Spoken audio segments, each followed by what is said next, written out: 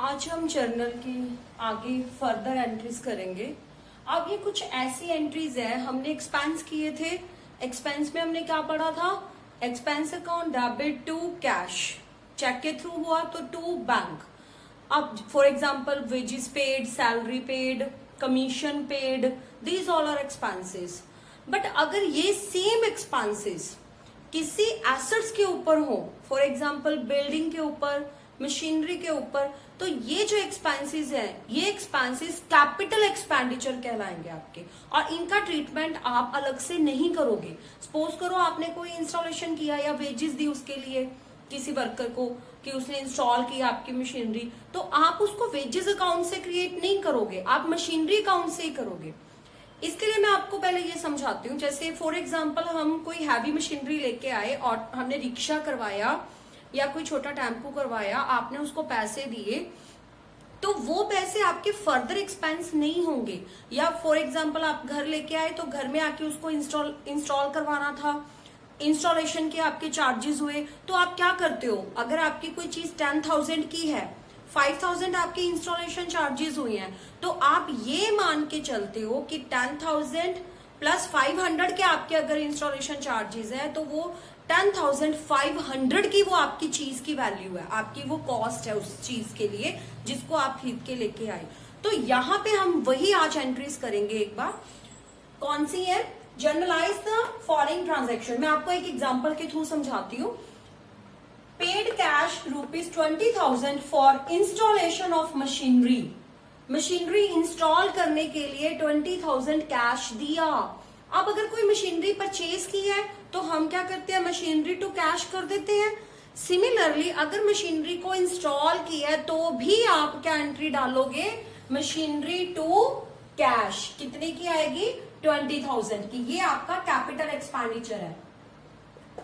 Similarly next entry, wages paid for construction of building. आप building की construction करवा रहे हो, अब जो उसकी वेजेस दे रहे हो वो आप अलग से शो नहीं करोगे।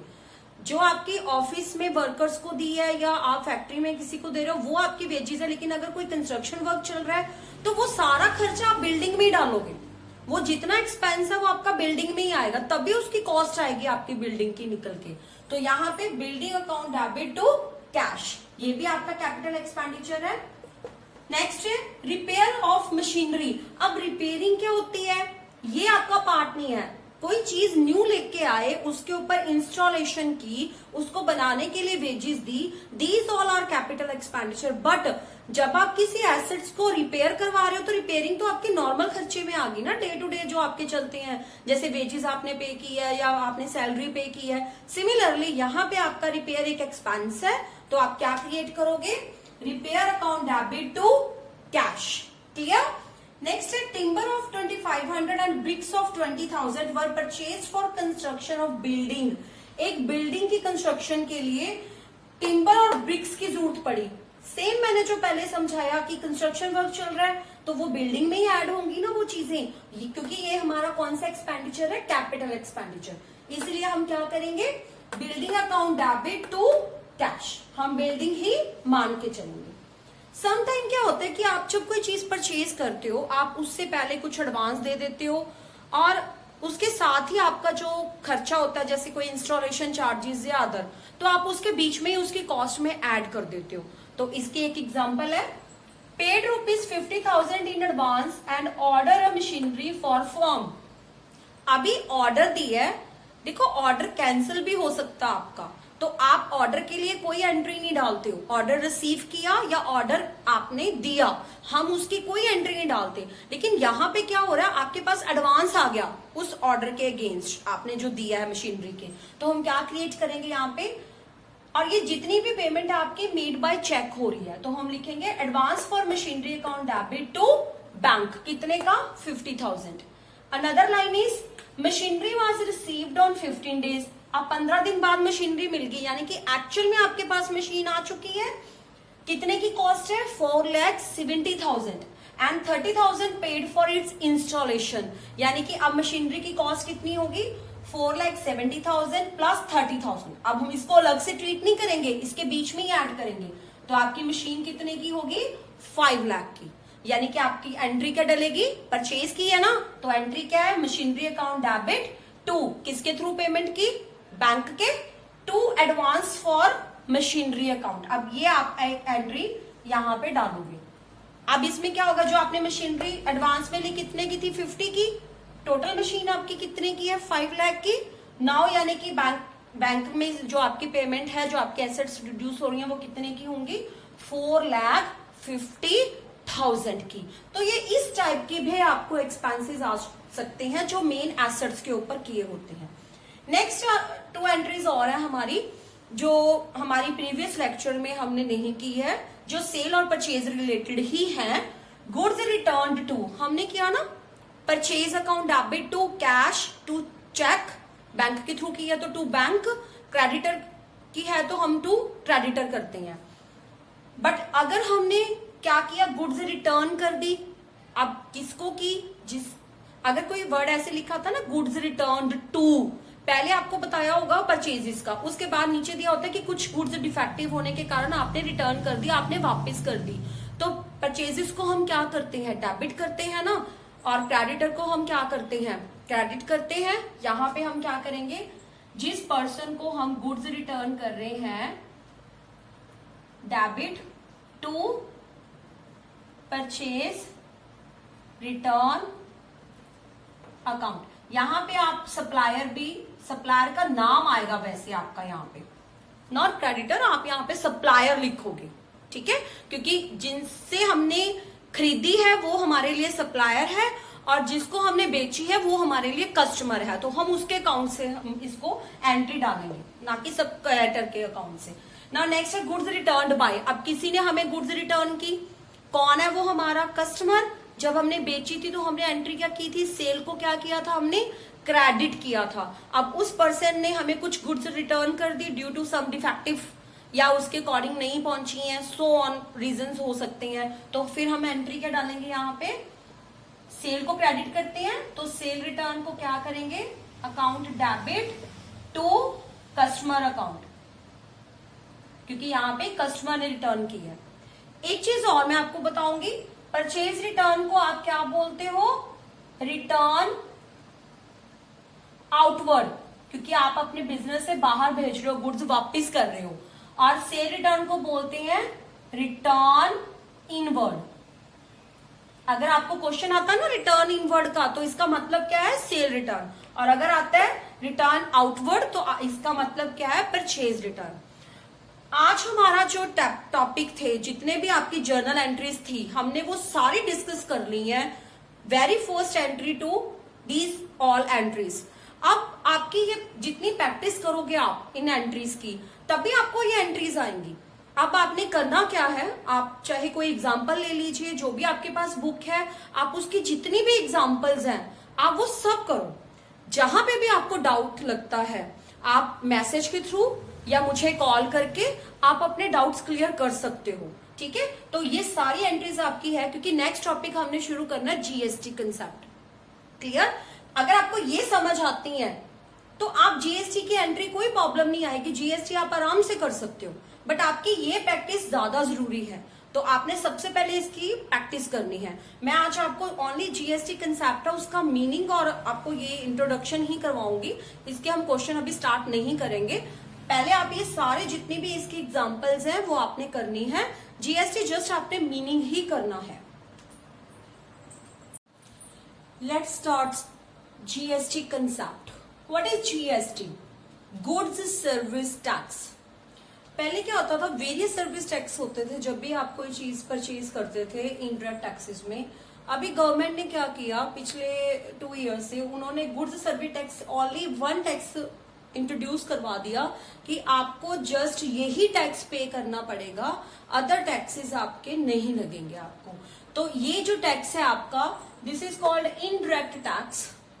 ये आपका इनडायरेक्ट टैक्स है, कब लगेगा, on sale of goods and services. जब भी sale of goods and services sale होंगे तब ये आपका इनडायरेक्ट टैक्स लगेगा। अब ये जो आपका टैक्स है, इसमें जो आपकी सेंट्रल गवर्नमेंट है एंड स्टेट गवर्नमेंट, ये यहाँ पे मोस्ट इंपॉर्टेंट रोल प्ले करती है। यहाँ क्या होता है, जो ये जीएसटी है आपका गुड्स एंड सर्विस टैक्स है, ये इसमें क्या होता है, इसका जो हाफ शेयर होता है वो सेंट्रल गवर्नमेंट का होता है और जो रिमेनिंग है वो होगा आपका स्टेट गवर्नमेंट का।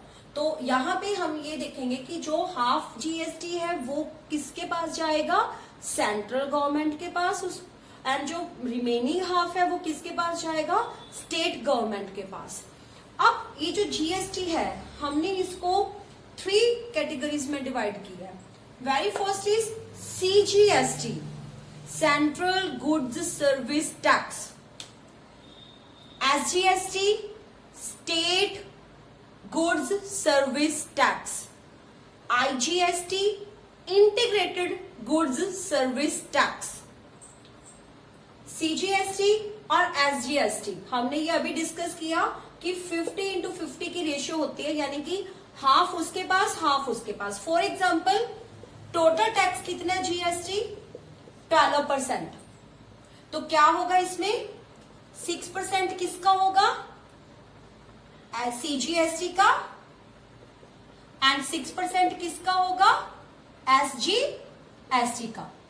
क्लियर हो गया आपको? तो हम इस तरह से देखेंगे इसको।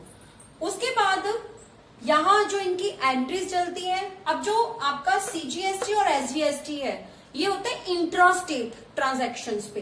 Intra state for example Punjab, we are living in Punjab. अब पंजाब में जो भी ट्रांजैक्शंस हो रही हैं, जो भी सेल परचेज हो रही हैं, उनके ऊपर जो टैक्स होगा उसमें हम स्पेसिफाई करेंगे कि ये सीजीएसटी एंड एसजीएसटी ये दोनों टैक्स हम मेंशन करेंगे। क्लियर?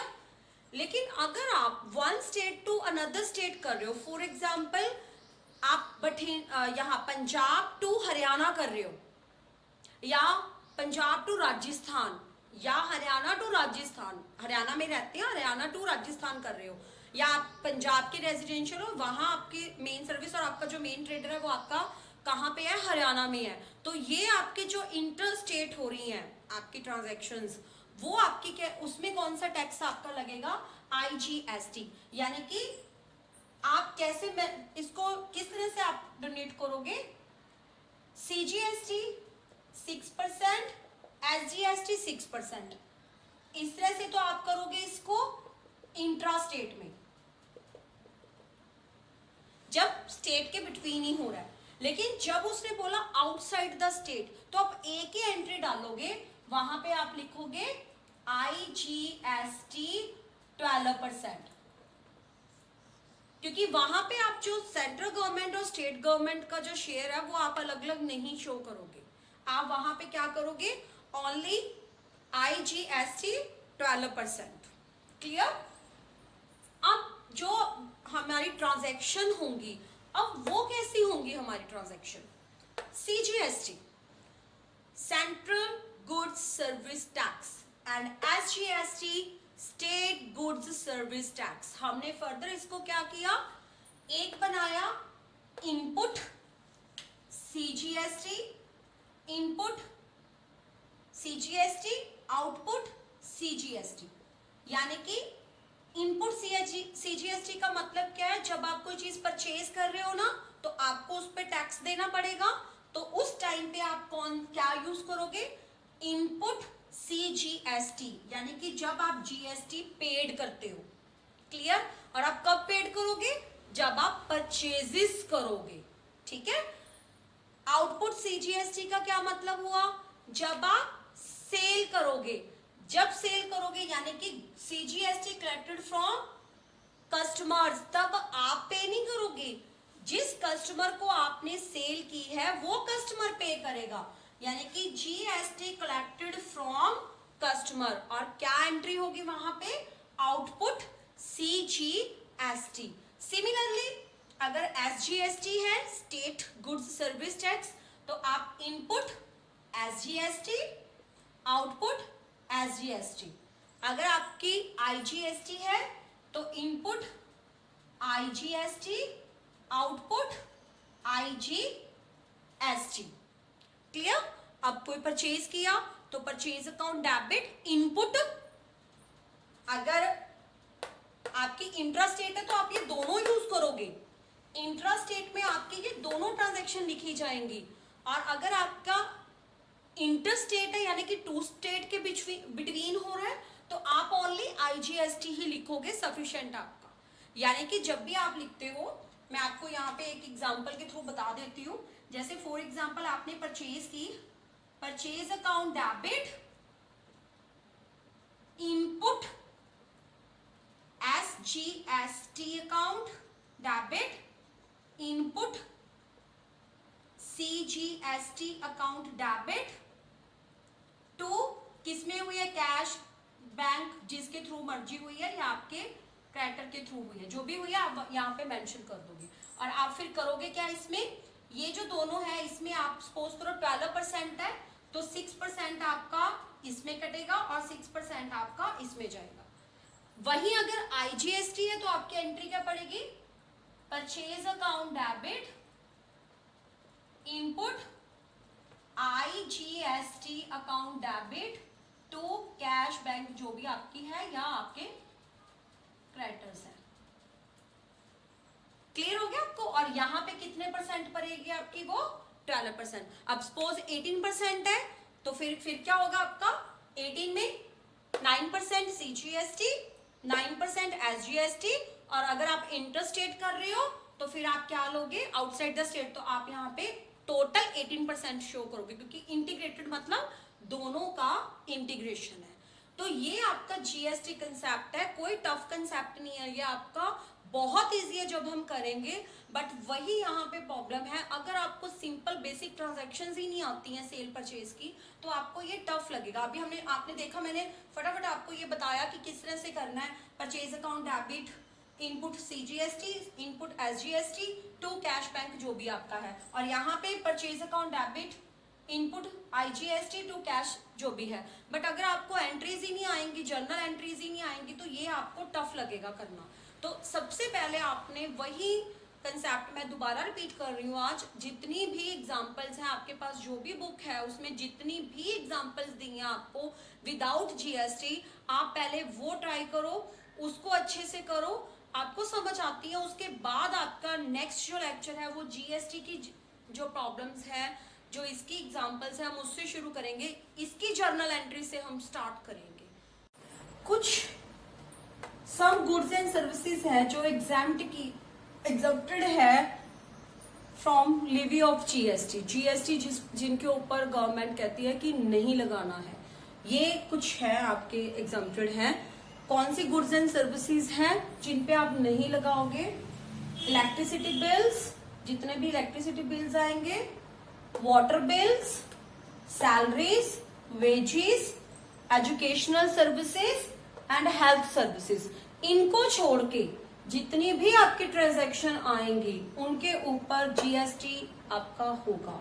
यानी कि अगर आपको मेंशन है कि जीएसटी पे किया है या जीएसटी इसमें आपको आ सकता है कि आपका सेल के ऊपर है, परचेज के ऊपर है, जो भी ट्रांजैक्शंस है, तो आप एक्सपेंसेस आप उनके ऊपर भी इसको करोगे आप इन चीजों को। But except these all, electricity bill, water bill, salaries, wages, educational services and health services. Hope आपको आज का लेक्चर समझ आया होगा। अगर कोई डाउट है तो आप वो क्लियर कर सकते हो। Okay, thank you.